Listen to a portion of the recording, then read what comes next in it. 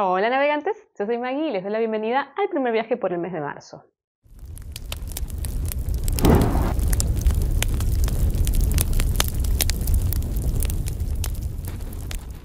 ¿Cómo están? Espero que bien. Bueno, a punto de adentrarnos en el mes de marzo, que fue un muy buen mes en cuanto a lecturas. Hice 11 lecturas y la mayoría me gustaron bastante. Hubo alguna que no, pero el saldo es bastante positivo. Así que vamos a empezar con la primera mitad, que van a ser 6 libros.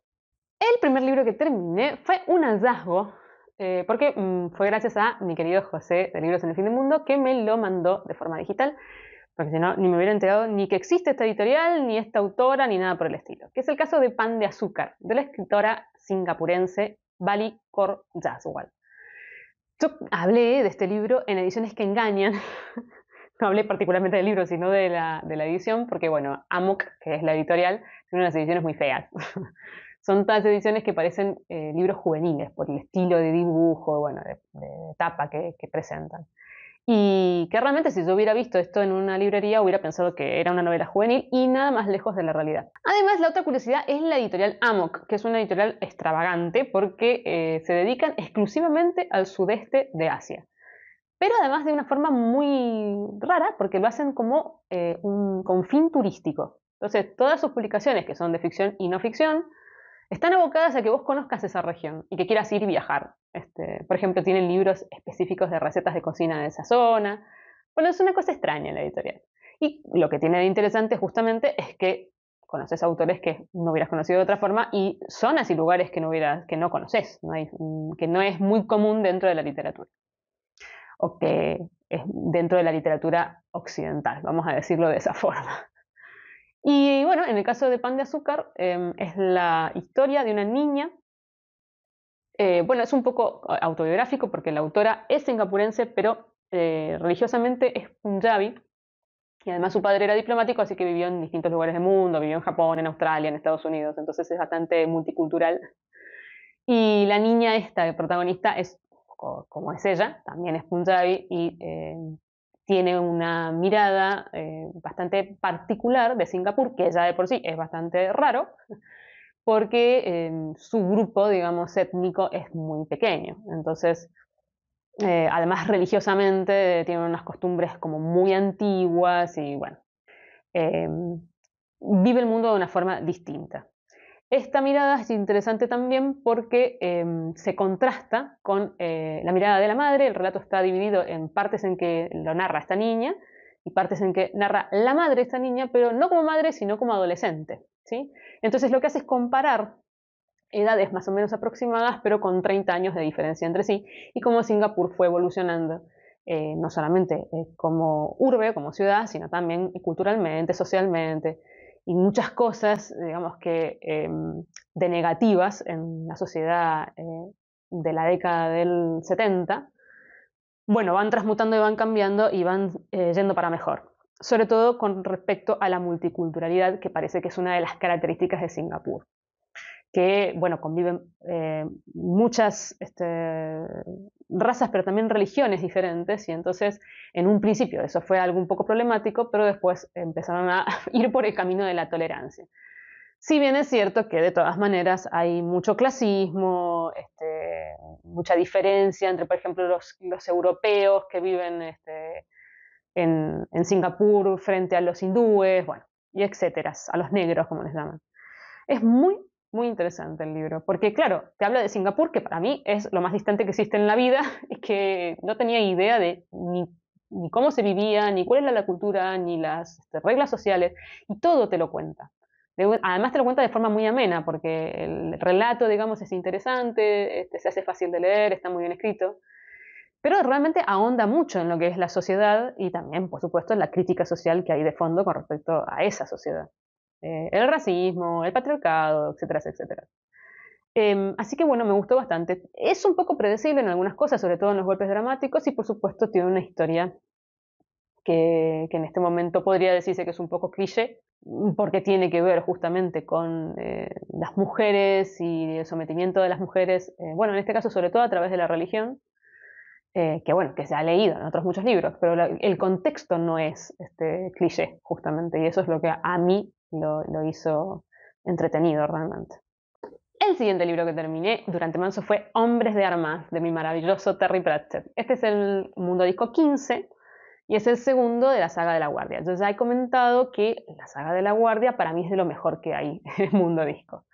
Y bueno, y sigo sosteniéndolo, cada libro que leo me encanta. Estos libros son de corte novela negra, así que imagínense cómo me gusta Terry Pratchett, que leo novela negra. Yo creo que lo que hubiera escrito Terry Pratchett yo lo hubiera leído.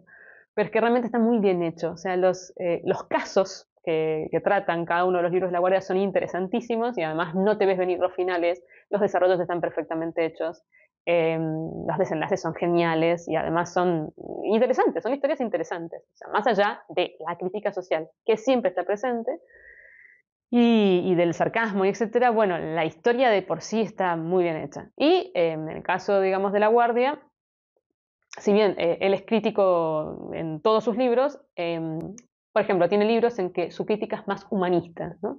En estos casos su crítica, bueno, es de todo tipo, pero sobre todo es muy política. Y acá hay claras referencias a la Revolución Francesa, por ejemplo. Y la historia trata de un... Bueno, en Amarport alguna vez hubo un rey que estaba un poco loco y al que convenientemente sacaron. Hubo un regicidio y a partir de ese momento Amarport pasa a ser un régimen totalitario en realidad. Porque está en manos de un dictador, pero el dictador, o distintos dictadores, pero el dictador del momento, digamos, que es Lord Bettinari, es una persona un poco compleja y no es tan oscuro como parece. Y dentro de lo que es el enorme desorden y caos, hay un orden que establece Bettinari que funciona. A Amarport le funciona. Pero resulta que hay un grupo de gente que considera que esto no debe ser así y que deben volver a la época en donde existían reyes y que entonces hay que dar un golpe de Estado. Aparentemente, bueno, no es un golpe de Estado, sino es un derrocamiento, digamos, de este hombre totalitario para volver a poner un rey. Y ese rey no debe ser cualquiera, tiene que ser realmente heredero al trono.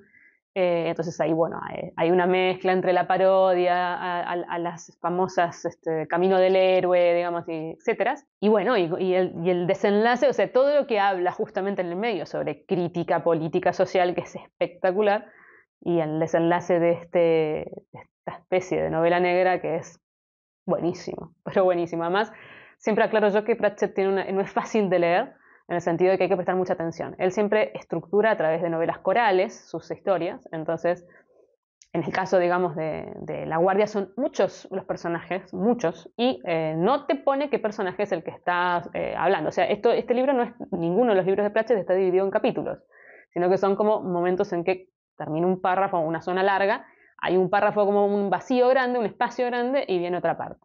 Cada una de esas partes son personajes diferentes, y a veces, cuando uno no presta atención, es muy intrincado y podés perderte, porque además muchas veces es en desorden, sobre todo temporal, como te escribe las cosas, y entonces tenés que ir siguiendo el hilo. Pero claro, una vez que, si vos lo lees como corresponde, porque lo merece Pratchett, una vez que termina, digamos, de ordenar todo eso, es como un enorme rompecabezas que tiene mucho sentido y que es muy satisfactorio terminar. Así que bueno, siempre Pratchett, una maravilla. El siguiente libro que terminé en marzo fue La inconcebible aventura del hombre que fue otro, de Manu Fuentes. De este libro yo hablé en un book tag porque resulta que este libro estaba en una biblioteca paralela mía, porque yo comentaba que lo tenía en la biblioteca y que no tenía ni idea de qué se trataba, ni si lo había... O sea, no me acordaba de nada. Sabía que lo había leído. ¿Por qué? Porque yo tengo una especie de orden dentro de mi organización de lecturas, que es que cuando leo un libro lo pongo en la biblioteca. Cuando lo tengo en pendientes, lo tengo en una estantería especial y lo tengo puesto así, en vez de puesto así. Cosas, locuras que le pasa a la gente que lee. Y entonces este libro estaba puesto como que yo lo había leído y además tiene muchos años, porque recuerdo que lo compré como a mis 20 y pico. Pero no sabía nada, o sea, no me acordaba de la historia, no sabía quién era el autor, pensé que era un hombre y resulta que es una mujer. Y pensé que era catalán por el nombre, pero resulta que es francesa. Y bueno, no me acordaba porque mi cerebro es inteligente y cuando necesita espacio positivo, elimina lo negativo, ¿sí? Y entonces, claro, este libro fue eliminado porque es malísimo. Y por eso no me acordaba de él. Porque yo necesito, por supuesto, espacio para cosas que sean importantes en mi vida. Y esto no lo es. Por Dios, es un libro de autoayuda que parte de una premisa cliché pero total, que es un hombre que tiene una vida anodina, que su vida no tiene sentido y que, bueno, nada, es un pobre infeliz que va por ahí por la vida y por un hecho fortuito su vida cambia y cambia para bien. El hecho fortuito es encontrarse con una persona en la calle que se le desmayan los brazos. Y eso.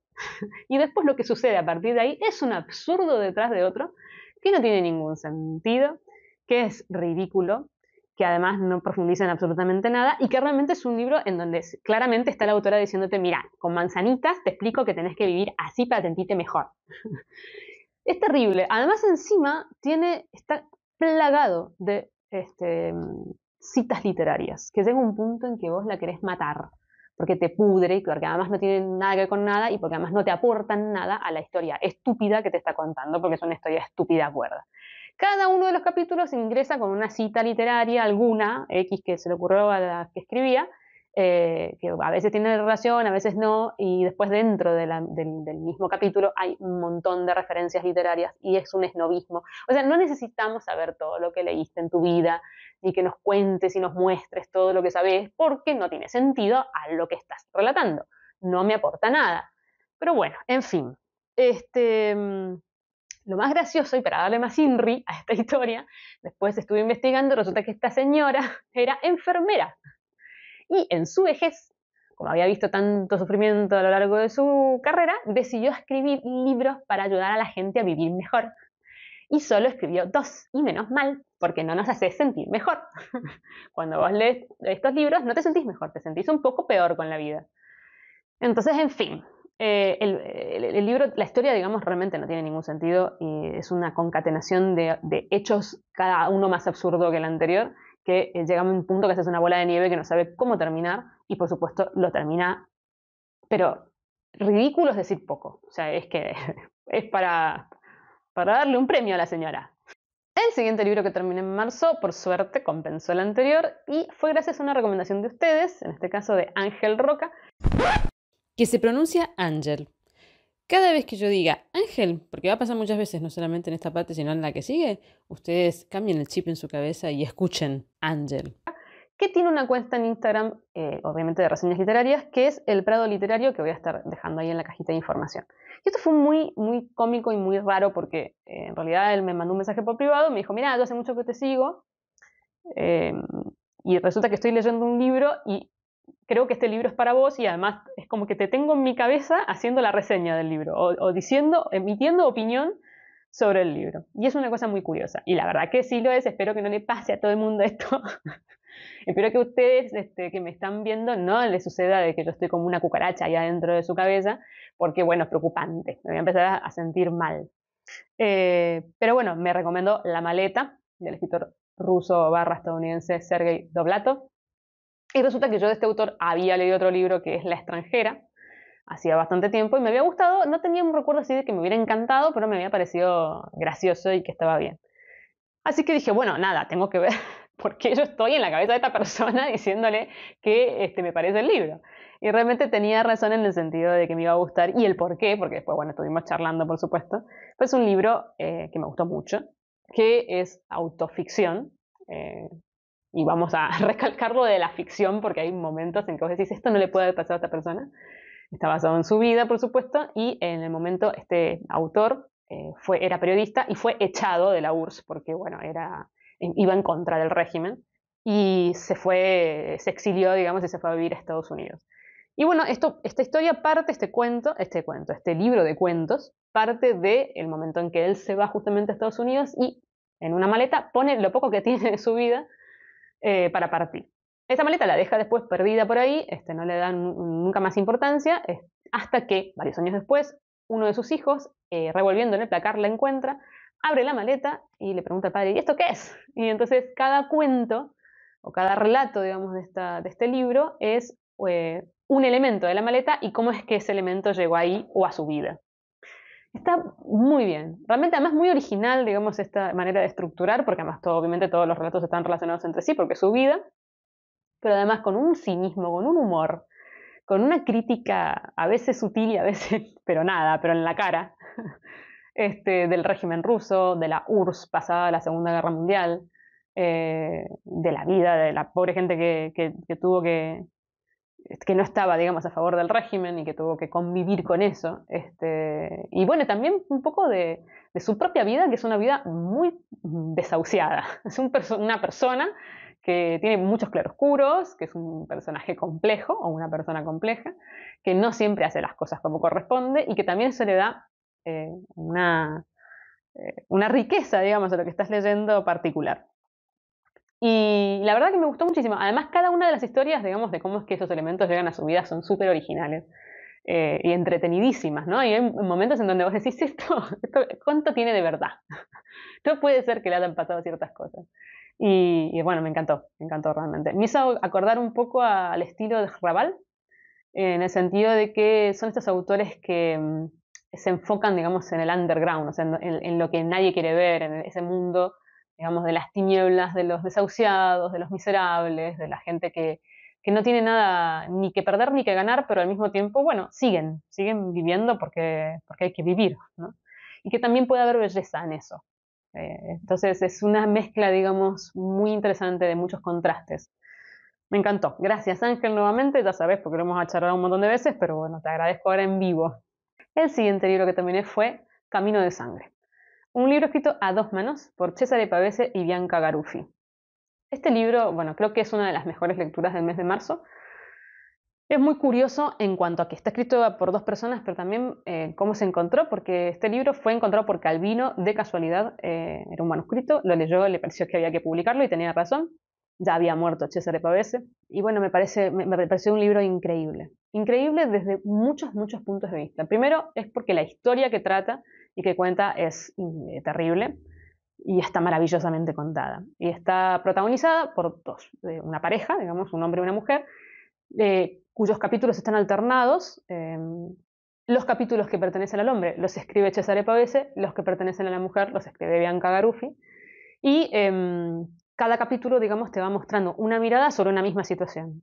Y eso lo hace, primero, muy rico, porque realmente las miradas son muy diferentes y porque van contrastando todo el tiempo lo que cada uno piensa, lo que cada personaje vivencia, digamos, de la historia. Y segundo, porque parece increíble, pero está escrito como si fuera una única persona. O sea, es que hay una correlación en lo que se escribe, en cómo se lo escribe, en la belleza del lenguaje, en las perspectivas psicológicas de los personajes, en el crecimiento de la historia, en el ritmo de la historia, que es increíble. Y bueno, y por otro lado no tan increíble porque se sabe, digamos, que Cesare Pavese y Bianca Garuffi eran amantes. Y esto también fue como una de las cosas que impactó, digamos, cuando este libro se publicó póstumamente, porque además se supo, digamos, que estos personajes eran muy autobiográficos y lo que cuenta ella, digamos, es terrible. O sea, la historia de ella es una historia espantosa que además ahonda en un tema que no se solía tratar en la literatura y menos en el 46, que fue cuando fue escrito, y que bueno, claro, que encima sabiendo, digamos, que es una historia personal, tiene muchísimo más peso todavía. Una valentía para escribir. A ver, ya Cesare Pavese tenía mucha valentía con las historias que escribía, pero esta mujer también. Y bueno, que realmente es un libro que hace de lo horrendo algo bello, ¿no? Que es algo que yo siempre aprecio mucho. Y además, bueno, se ve muy presente estas cosas que tenía Pavese en su escritura, que son estos escenarios, digamos, contrastados entre lo que es la vida de pueblo y la vida de ciudad, personajes que tienen que escapar de esa vida de pueblo tan claustrofóbica porque es tan cerrada, tan sostenida, digamos, en antiguas creencias o prejuicios o el detenimiento, digamos, del desarrollo social que hace que esos personajes, bueno, o escapen o mueran, pero al mismo tiempo esas contradicciones que tienen internamente, porque el pueblo de todas maneras representa su propio hogar y su familia, y familias que moldean a las personas, que por supuesto no son de manera positiva. Bueno, trata de muchos temas muy psicológicos y muy profundos, y además bellamente escrito realmente, y muy interesante y con una fuerza. Es un libro muy corto que te deja muchísimo, realmente me encantó. Y lamentablemente no he podido conseguir más nada de Bianca Garuffi, que está a la par de Pavese para mí en calidad de escritora, porque está publicadas cosas en italiano, no se lo traduce al español. Señores de las editoriales, estamos en el siglo XXI, siglo de la reivindicación femenina, por favor, tengan en cuenta este tipo de cosas. Y el libro que da cierre a esta primera parte es un libro raro, ¿qué voy a decir? El señor y señora Baby, del escritor estadounidense Mark Strand.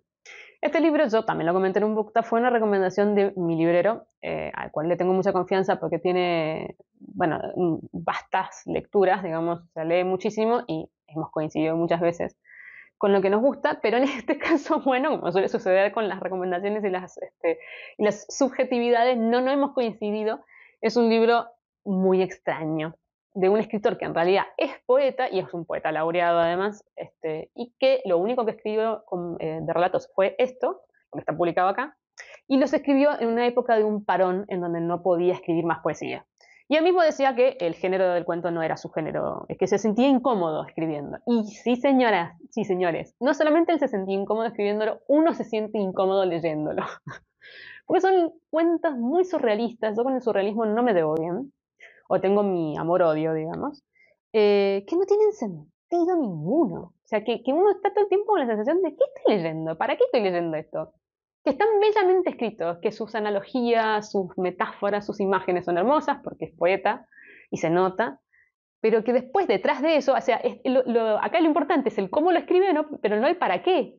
Y en los relatos es necesario un para qué, de algún tipo, aunque sea dentro de la locura de algún tipo. No que uno lea relato tras relato con la sensación de me está tomando el pelo, o sea, de qué está hablando esto, y con finales que no existen, ni siquiera abiertos, simplemente los deja así, historias que no van a ningún lado, personajes que son las cosas más absurdas, pero en serio surrealista, es muy surrealista.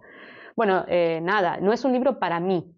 Yo entiendo que haya gente que este libro, como a mi librero, les encante porque compran ese estilo y porque les gusta o se meten en el mismo barco que el autor y a donde los lleve, digamos, pero no ha sido mi caso. Ahora, lo loco de la situación es que este libro cierra con una entrevista que le hace, paren que nunca me acuerdo el nombre completo, Wallace Shawn, que es un actor muy conocido, que es amante de la poesía, pero un diletante, digamos, y era el mejor amigo de Mark Strand. Y ahí se hace una entrevista así un poco amenamente o coloquialmente sobre la poesía y qué es el género y qué significa el género y por qué debería la poesía continuar, que así se llama en realidad este apartado.